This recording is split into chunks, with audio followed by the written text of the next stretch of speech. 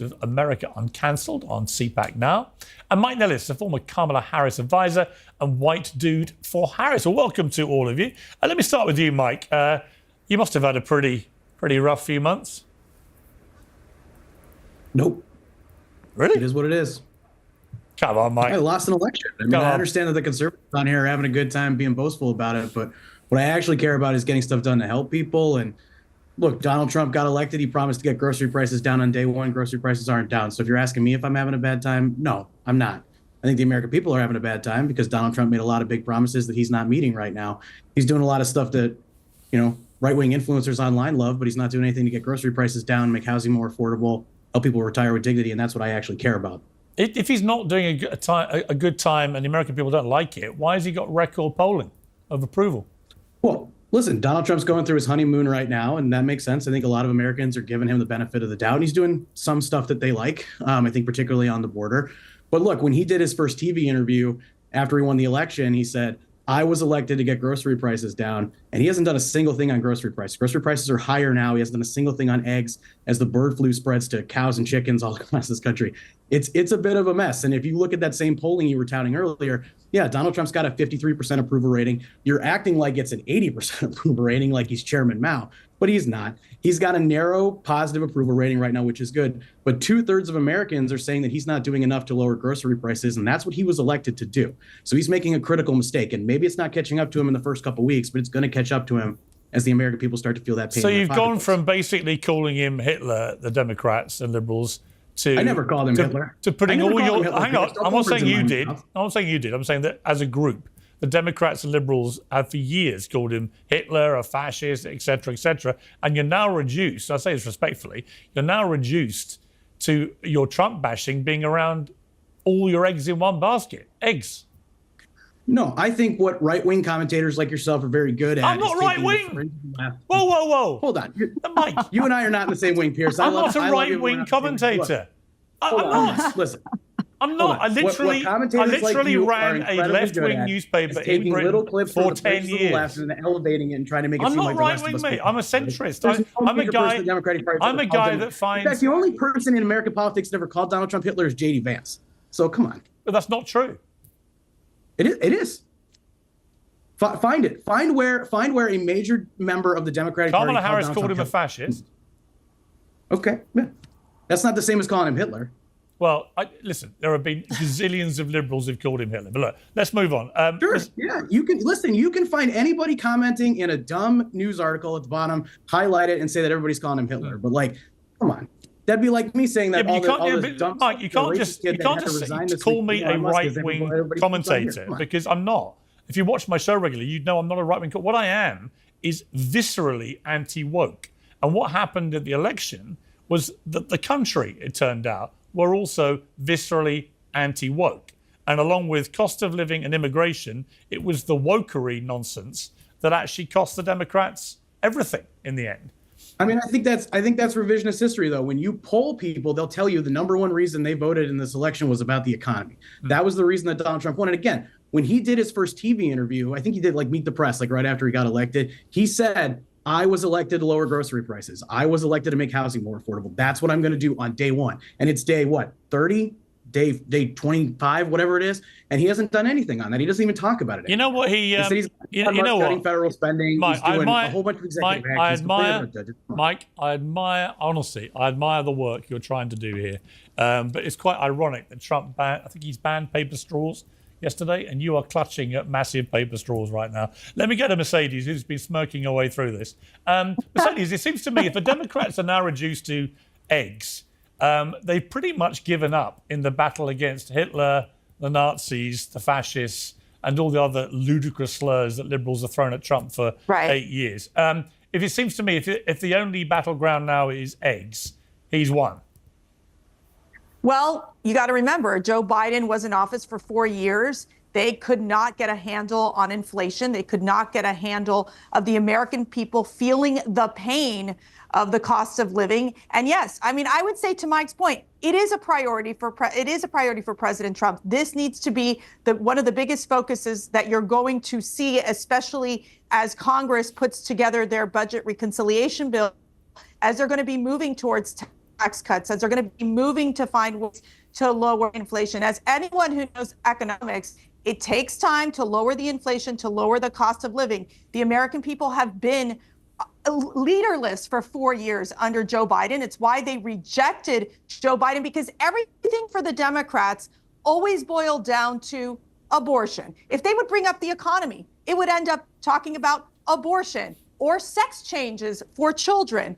And so they failed to connect to the American people. Something that President Trump has done, and as we're seeing in these most recent polls, is that they're showing a president who is focused, energetic, tough, delivering on what he's promising on. I mean, I got to tell you, it's very impressive to watch how much President Trump has been able to do in the past 4 weeks. He's re-engaged with companies. Think about just the recent investment with OpenAI and with SoftBank in terms of a $100 billion investment, Stargate here in the United States. He's bringing many more international investments back to the United States. He's engaging with the area of Latin America that was ignored by President Joe Biden, where he's been able to say, listen, we've got these criminal aliens, you got to take them back. And so when you see these really very, I think, swift actions that we're seeing at the border, where we're able to get these criminal aliens out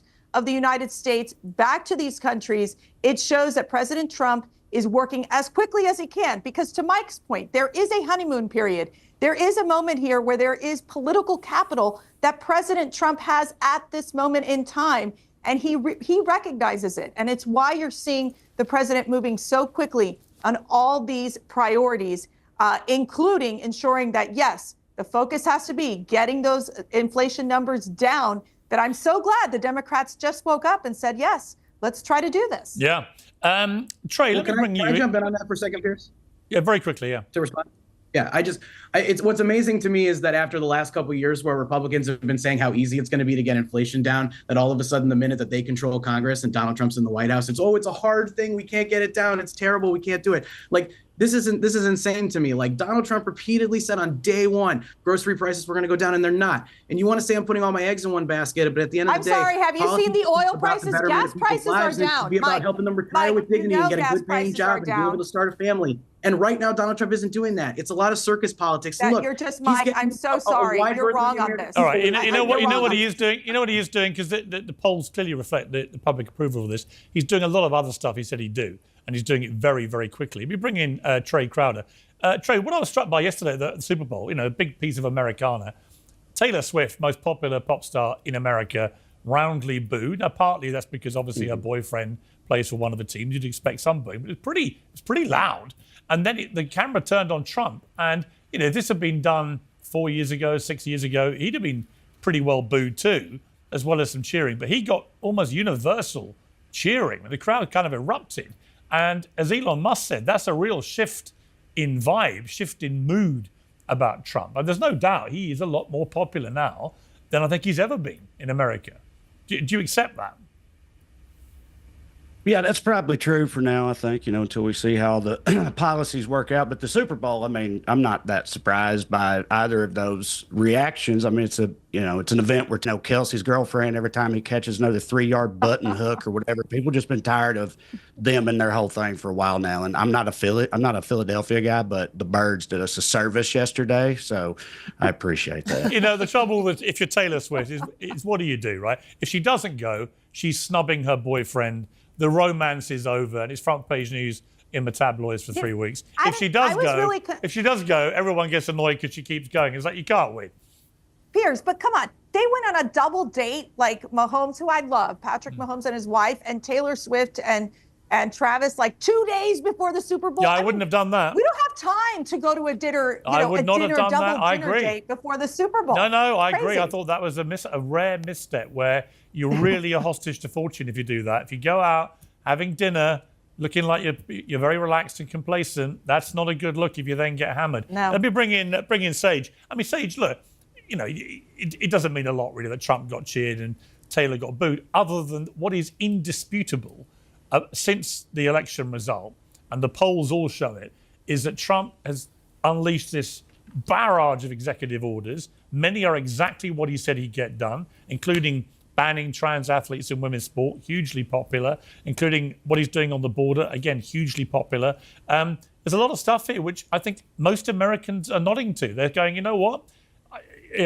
Historically, I might have been a Democrat, but I agree with this stuff. And that's where the Democrats, I think, have to be really careful about what they do next. Because if their only shtick is egg prices, they're not going to win back power. Yeah. I mean, it's been interesting. I think there have been a lot of fair Democrats and liberal political analysts over the last 3 weeks. It's been only 3 weeks, by the way, Mike, since he was inaugurated. So we waited 4 years for something to be done and for some leadership to be shown, and none of that actually happened, which I think was a referendum sent down by voters. To me, as far as last night here in New Orleans, I wasn't surprised either, because at the end of the day, this is a football crowd. But it is also interesting. Yes, people come from around the world. I've been in this city for too long now, 8 days. And the number of people in this very blue city that have come up to me and just said, oh my gosh, thank you, so excited. Donald Trump is making an effort. By the way, no sitting president had ever come to a Super Bowl before, which is strange, first time in history. Joe Biden wouldn't even go to the Army-Navy game, which to me sent a message as well. People just want someone who's going to make an effort, someone who's going to be understandable when they speak and be able to focus on the task at hand, literally and figuratively, and someone who's going to lead. And that is what has not happened over the last 4 years. Every single person I've spoken to, and it's been an honor to be there and to be at the White House last week when he signed that executive order to keep boys out of girls' sports, men out of women's sports, says the Democrats, this isn't necessarily a referendum for Trump. It was just that the Democrats took things too far, and being okay with mutilation of children and not communicating with parents in the state of California when they're talking about potential hormone replacement therapy. All of the things along the way that the Democrats had an opportunity to do better. To bring in the Taylor Swift situation last night, again, for the first time, we didn't have to have a bet. How many times are they going to show Taylor? I think everybody kind of caught on, and that was pre-election as well. Donald Trump, they didn't even show him on the screen when I was at the Sunday night football game with him in Pittsburgh and the New York Jets. I mean, there's been such a big turn. At the end of the day, it comes down to whether it's football or economy or a border or boys and girls sports. This shouldn't even be political for most of this stuff. Protect our girls from boys. I don't know why all of a sudden, over the last few years, there's all of a sudden trying to be an extra gender here. Stop it. Do the basic things. Keep America safe, which means containing our borders, not letting millions of illegals, hundreds of thousands of violent criminals across our border. These aren't even political things. These are basic things that we as Americans have a right to. Yeah, it's a really good point. I mean, Mike Nellis, look, putting aside partisan party lines, you surely don't still support trans athletes in women's sport, do you?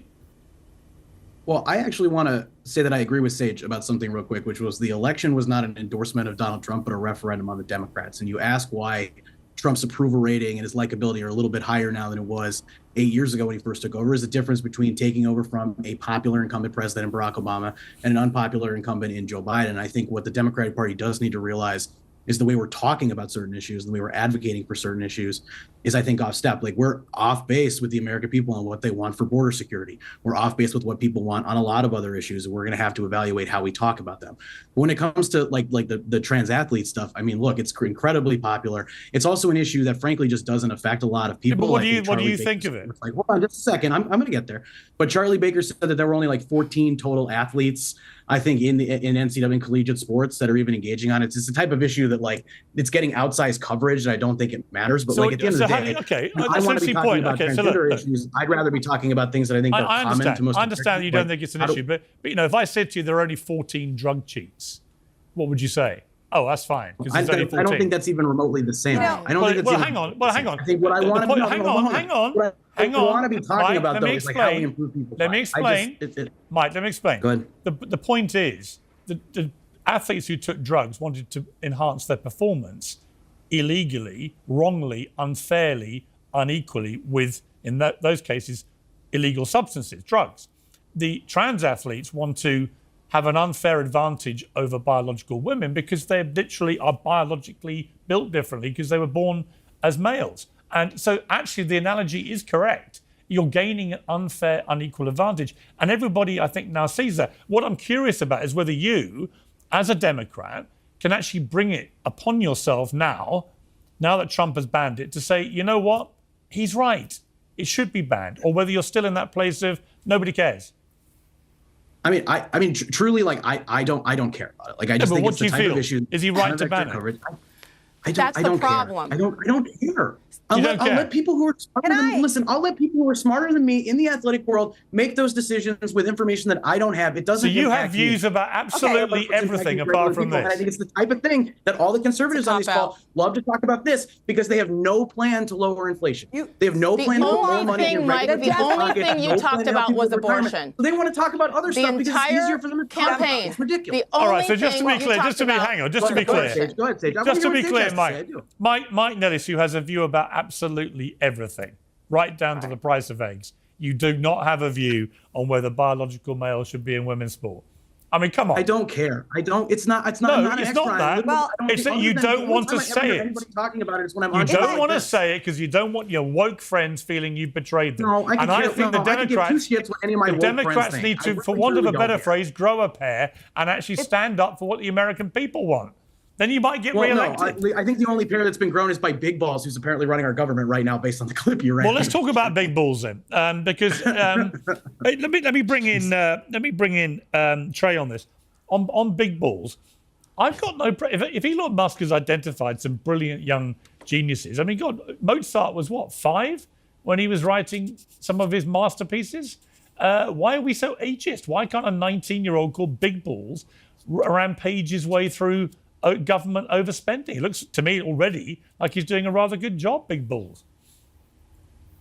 I mean, I don't know. I just feel like this is a new idea that teenage boys are like, smart and have their shit together and stuff. I mean, I'm raising 2 teenage boys and we're letting them like drive the economy. We won't let them drive rental cars. I don't know. Is this really a controversial take that 19-year-olds don't know shit, especially ones called Big Balls? I mean, we all seen these meme lords on the internet. But being like an FBI counterterrorism expert for 20 years and then having to go into an office and have that like office space meeting where you justify your career to, these 2 lackeys, except in this case, they're teenagers, Big Balls and his partner, Queefer Sutherland, 420 or whatever. It's just, I'm not surprised that people kind of get their back up at that. I don't want a teenager, telling me anything. I mean, not the ones in my house or just anywhere in general. I mean, you can call it ageist if you want. I was a teenage boy too. I was a dipshit. This guy's coming straight out of Twitch lobbies. The trouble is, there are a lot of teenage prodigy geniuses. You see them playing chess. You see them, Elon Musk was 10 when he wrote his first computer code. This idea they're all dipshits. I just don't buy that. Well, they're still dumb about other things though. Like I graduated college with a 4.0. I was smart at some stuff and very dumb at many other things. Yeah, but if Big Balls is very, very good at crunching numbers, what's wrong with him crunching numbers? Can I jump in here? Because I think we're actually missing the point here. Like, I don't really care whether he's 18, 15, or 45. The government is incredibly wasteful, spends money on a ton of stupid shit that they shouldn't be doing. My problem here is the transparency in the process, right? We have an unelected South African billionaire that Donald Trump has given the keys to the castle. Trump doesn't know what's going on. Hell, yesterday on Twitter, Elon Musk got asked a question by a reporter about cutting NIH funding for cancer research, and Elon Musk had no idea what they were talking about. So my problem is you've got a guy who has a record of paying young people to do his work for him. Elon Musk literally was paying kids to play video games as him so he could seem cool to the gamer community. Now he's paying a bunch of kids to go cut government spending, and he doesn't know what they're cutting. And so the lack of transparency is the issue. I think everybody on this call agrees. Government's very wasteful. Okay, listen, I'm going to hold you guys there. Okay, listen, I'm going to come back to you, Mercedes, for a reaction, but I've just got to bring in another guest briefly, which is Ro Khan of the California Democrat Congressman. Ro, great to have you back on Uncensored. This whole idea, Ro, of Elon Musk, of DOGE, of his young team of whiz kids led by Big Balls and so on, some people are laughing at it, some people are outraged, some people are all in favor. Where do you sit with it? Well, look, I said that if Elon wants to help find wasteful spending and do a thorough examination of that, that's fine. I actually took some criticism from my own party for saying that I would be open to looking at what he finds, particularly in the Pentagon, but anywhere. The problem I have with it is that there are rules in our country. There's a constitution. You can't have people unilaterally stopping or pausing Treasury payments. And what he should do is, if he finds this absurd example, is come to Congress, expose it, and force us to vote on it. I mean, look, there's no doubt from the polling around Trump that the majority of Americans are right behind this. They think the government has been way too bloated for way too long, and they quite like the idea of the richest, most successful guy in the history of America cutting his genius swathe through overspending. Well, the polling is split. I acknowledge that Trump's personal approval and his job approval is over 50%. The numbers aren't quite as good for Musk. I mean, they're falling into the 30s. I once said to Elon he should stick to cars and Mars. But, you know, I would love to have him find wasteful spending and come to Congress. I think what spooked people is when there was the portal shut for Medicaid for a few hours. I don't want to scare people. No Medicaid benefits have been cut or Social Security has been cut. But just the idea that they could do that and that a number of unelected officials could do that really spooked people around the country. And that is, I think, what has triggered such a backlash to what's happening. And my view is he can still fix it. He should just say, I will respect Congress's power off the purse. And that would reassure a lot of people. But they don't actually have to do that, do they, legally? Well, I think they do. Under the Constitution, there's a debate. The conservatives, some of the small group of conservatives say that what Congress's power under Article 1 is simply to set the maximum spending level.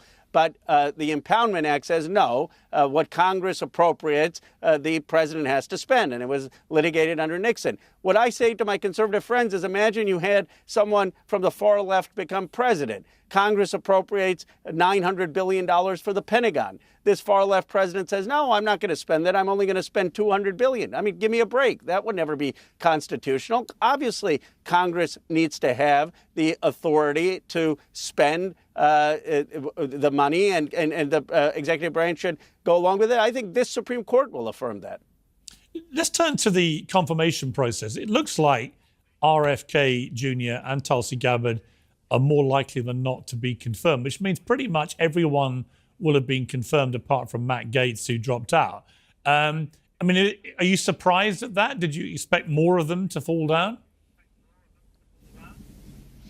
I am a bit surprised just because most presidents have a number of cabinet members who don't make it. But I think it is a testament to Donald Trump's complete control over the Republican Party. Look, I was elected to Congress when he was elected in his first term, and Republicans would kind of snicker behind his back and say, this was a fluke, he's not going to last. But to your point, I heard your earlier segment, I mean, this is the most popular he has been, and he certainly has complete control of the Republican Party.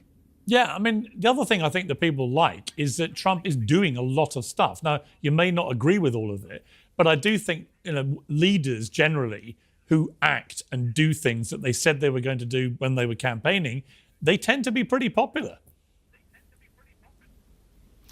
Look, there's no doubt that he knows the politics of theatrics, and I don't say that dismissively. I mean, the visuals of him signing executive orders and the week of doing things and being energetic, I think it was a contrast to President Biden. I think one of our challenges with President Biden is he needed to be out there more, showing the energy. We had a lot of good policies of chips manufacturing coming back, batteries plants coming back, but we didn't show that sense of energy. The thing, though, I think Trump has to be careful about, I was just in Pennsylvania. I talked to someone who voted for him, who would still vote for him. And she said, well, I thought he was going to cut my taxes on overtime pay. I thought he was going to make sure that I didn't have tax on tips. Now, it's only 2 weeks in. I'm not one of those Democrats who's saying, well, the price of eggs are still up. I mean, give me a break. He's only been there 2 weeks. But if he doesn't focus ultimately on policies that help women like Tracy in Pennsylvania, his numbers are going to fall. And he's going to be judged ultimately around his economic agenda for the working class. But the Democrats are going to have to find somebody that can lead them out of arguably probably the worst place Democrats have ever found themselves. I mean, the general scale of repudiation is right across the board from all groups of people in America. And at the moment, I'm just seeing very little in the way of a brave new world, of somebody putting their hand up and going, here's what I think we should be doing as a party for the country. Who is that person, and what's that message going to look like? Well, here's the good news. We've seen that comebacks can happen very, very quickly in modern politics. And the American people for the last 10 elections seem to be going from one side to the other. I mean, if you had told people after January 6th that Donald Trump was going to be the president, let alone the nominee, they would have snickered. So I do think there's an opportunity with what Trump has done. He has bashed the status quo. He has bashed the establishment of both parties. There is a consensus that the policies of the past 40, 50 years have not been working. The first thing the Democrats have to do is say, we hear you. The status quo was not working. We know people have it rough out there. The trade deals that ship jobs overseas were wrong. Letting China into the World Trade Organization was wrong. The over-financialization of our economy that enriched private equity while seeing hollowed out towns was wrong. Democrats were part of that. Democrats were part of having too much money from billionaires and millionaires, and now we're going to have an economic independence agenda for the working and middle class. And by the way, we're going to focus on that. One thing, you may disagree with Bernie Sanders, but I will tell you this. Those trans ads would never have worked against Bernie Sanders because everyone knew that Bernie Sanders was going to get, his focus was going to be healthcare and wages. And so part of what the Democrats have to do is our singular focus is going to be America's economic renewal and helping the working and middle class. Yeah, although actually, if people had asked him directly, what is a man and what is a woman, and he failed to answer, and he supported policies that allow biological men to compete against women in sport, I think it would have been a big problem for Bernie Sanders, that ad. So the answer for me, for Democrats going forward, is common sense. You know, just do things which are things that most Americans would agree with. Then you got a chance. As long as you're defying them on even things like biology, it's hopeless. Anyway, Bro Connor, always great to have you on Uncensored. Thank you. Thank you. Let's go back to the panel. I want to come to Mercedes about DOGE, Elon Musk.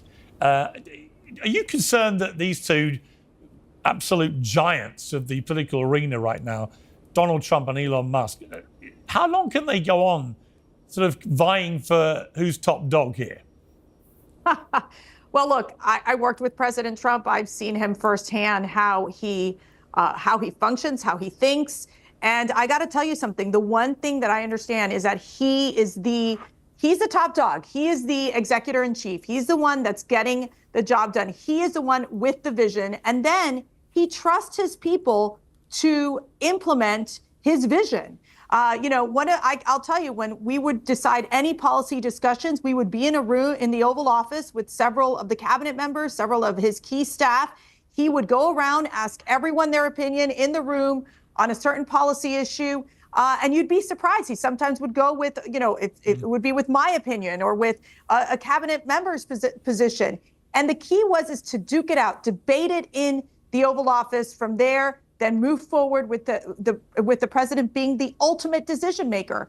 So I do believe that the key will be the White House maintaining and continuing communication with DOGE and Elon Musk, which obviously DOGE is right in the old executive office building, right attached there to the West Wing, and be able to help maneuver what is happening and what they're planning to do with DOGE. Look, they've been very successful in unraveling the wasteful spending, which Mike talked about, which, remember, President Joe Biden and his administration allowed for it. When you're talking about that FEMA spent $59 million to house illegal aliens in luxury hotels in New York, that's bad. When you're talking about millions of dollars that were being sent to Guatemala for sex changes and for LGBTQ programs, I mean, it was such an obsession with the diversity, equity, and inclusion, and millions of dollars being sent abroad, not pushing forward what you would say is America exceptionalism. No, it is pushing forward the woke agenda into these other countries, many of them that rejected this and didn't want it. And guess who was paying for it? Guess who was footing the bill? The American taxpayer. And that's why I think so many Americans have been fed up with how this bloated, slow-moving bureaucracy has functioned for so long that it is time to shake it up. It is time to go in, investigate, show transparency, accountability that we have not seen in quite some time. Hang on for just a second. Before we move on, can I jump? Hold on. Before we move on, can I jump in for a second? Because yes, there's Mike, a ton of you've ways talked so much, I don't even know. Go. Yes. Well, I think we've had about equal time, Mercedes, but we could tally it up later. But, look, there's a ton of wasteful government spending, but what I'm a little bit sick and tired of is Republicans who are just making shit up about what the government's spending money on. Like, how many times have I heard Elon Musk and Donald Trump say that the federal government spent $500 million on condoms in Gaza? Like, let's talk about USAID. They took down the publicly available budget for USAID and then just started making shit up. So I'm all for cutting government spending, but it shouldn't be happening behind. It's there. It's all documented. It's all transparent, and you all hit it. No, it was transparent until it was taken off of the website, Mercedes. Like, you guys took it down, and then now you're making shit up. Oh, you think that's your conspiracy theory, really, Mike? One of the reasons why look, they took Kamala the Harris budget off the and website, Joe and they're Biden claiming they spent lost. $500 million. Let me bring in Sage. Sage. One of the reasons why Kamala Harris / Joe Biden / the Democrats, the whole movement lost is because of the lack of transparency, Mike, and I think you know that. You couldn't even be honest about the mental acuity of the commander-in-chief. Everybody knows what was going on the entire time. I spoke to the man, interviewed him 3 months after he was inaugurated in 2021, and he couldn't finish his sentences then in the commercial break leading up to it. And this is not a personal attack. It is devastating, and you couldn't even be honest about that. The transparency is everything. One thing I think I learned about Donald Trump over the last few years is since he lost the election in 2020, what did he say on Joe Rogan? He came out and he was honest. He's like, here, 100%.